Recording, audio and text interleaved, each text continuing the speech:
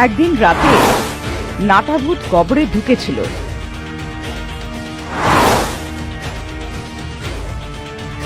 তামার পয়সাগুলো খাওয়ার সময় সমাধির মধ্যে একটা অস্থি পাঁজরের গলায় কিছু চকচক করতে দেখল। সেটা কি এত চকচক করছে? ওটাকে নিয়ে সমাধির বাইরে এসে গেল। ও, এইটা একটা তাবিজের মতন। এমন বলে ওটা ধরে দেখার সময় সমাধির মধ্যে থেকে একটা অস্থি পাঁজর হামাগুড়ি দিয়ে বাইরে এলো। ওই কঙ্কালের পচে যাওয়া শরীর এসে বিকৃত রূপে বদলে নাটাভূতের কাছে যে চকচক করছিল মালাটা নিয়ে নিজের গলায় পড়ে এমন ভয়ঙ্কর রূপে চেঁচানোর সাথে সাথে নাটাভূত কালো কুকুরে বদলে গেল। কালো কুকুরে বদলে নাটাভূত ওই কবরস্থানের পাশের গ্রামে কুকুরদের দলের মধ্যে ঢুকে ঘুরতে থাকে। কবরস্থান থেকে বেরিয়ে থাকা ভূত রাতের সময় গলিতে এসে হামাগুড়ি দিয়ে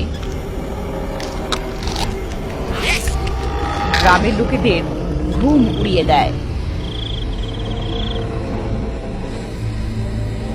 ওই ভূতটা একদিন গ্রামে হামাগুড়ি দিয়ে একটা বাড়ির সামনে থেমে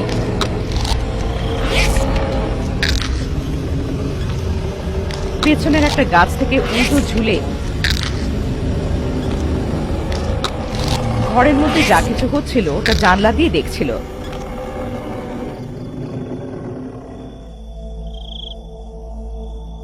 ওই বাড়িতে সবাই বউকে খুব কষ্ট দিচ্ছিল। কিরে, চোরের মতন দেখতে, রোজ এতগুলো খাবার খাস, কিছু কাজকর্ম করবি কি না? না, ওই কাপড়গুলো ধো, তারপর আমার হাত পা ব্যথা করছে, এসে আমার পাটা টিপে দিবি। শাশুড়ি মা, আমি এতগুলো কাজ করে থকে গেছি, একটু বসে করে দেব। তোমার এত সাহস যে তুমি আমার মায়ের কথা শুনবে না? আরে দাঁড়াও তোমরা, আরে তুমি ওনার বিষয়ে জানো তো? কেন ওনার কাছে গালি শোনো? তুমি যা বলছে করে দাও, আর আমার জন্য 2-3টে খাবার বানিয়ে দিও। আমার বাবা মার কথা না শুনলে তোমাকে নিয়ে গিয়ে বাড়িতে ছেড়ে দিয়ে আসবো, দরিদ্র কোথাকার। এইসব শুনে ভূতটা দরজা ভেঙে ঘরে ঢুকে শাশুড়ি শ্বশুর আর বরকে ঘুরিয়ে ঘুরিয়ে পিটিয়ে পিটিয়ে হাত মরা করে দেয় আর চলে যায়।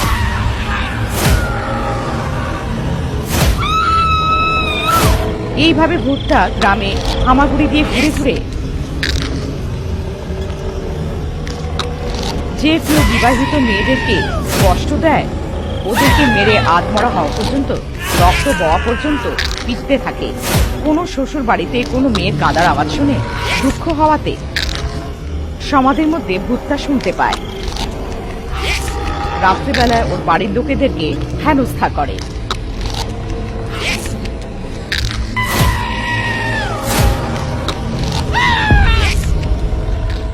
একটা সকালে সব গ্রামবাসীরা গ্রাম প্রধানের বাড়ি গিয়ে